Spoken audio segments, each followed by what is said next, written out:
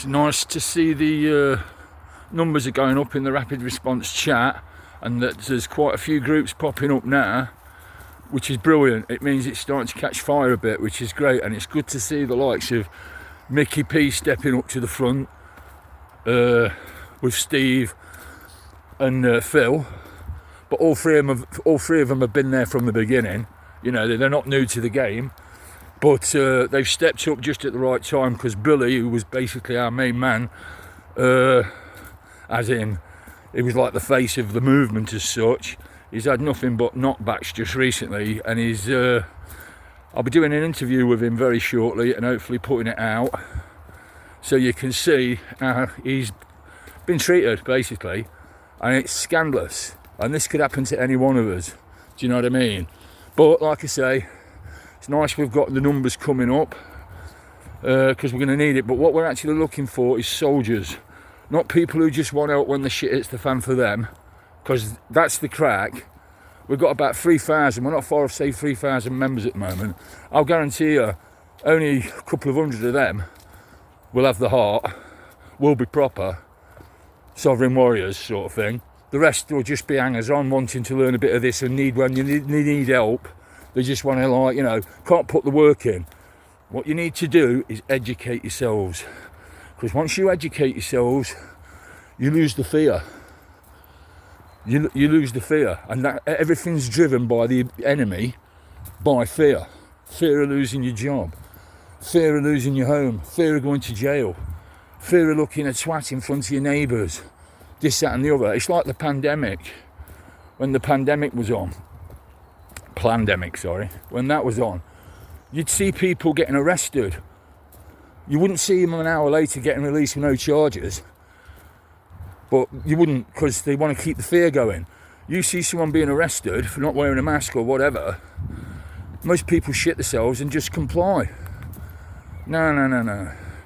Educate yourselves.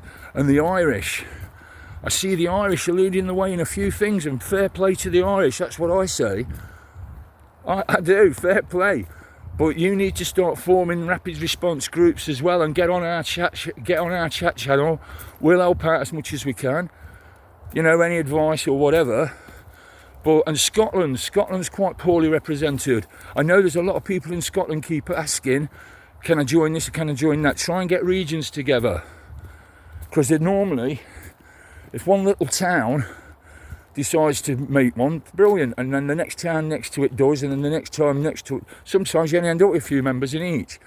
So to help yourselves, try and make a little regional one. So and if you need a call out going out, put it on your local one or your regional one, and also put it out on the national chat one, sort of thing. Rapid response chat. That's what you got to do. But educate yourself is the main thing, because with that comes freedom. I promise you, you will be free. Once you lose the fear, you can see right through their game. You can see them coming a mile away. And then if you've got the numbers to back you up, brilliant.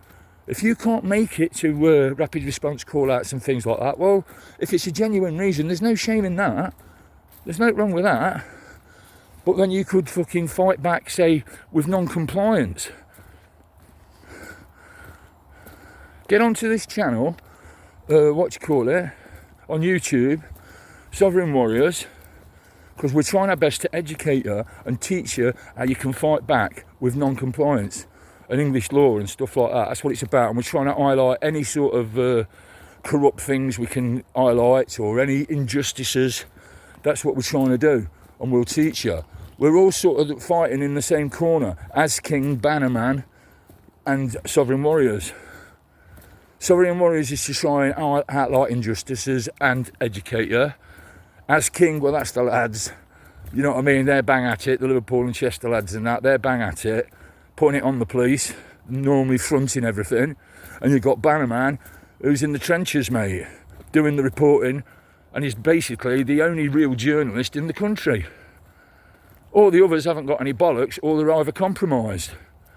And I mean all the others, which might piss a few of them off, but I ain't bothered about that, because it's all about the truth at the end of the day. That's what I believe anyway. Educate yourselves, folks.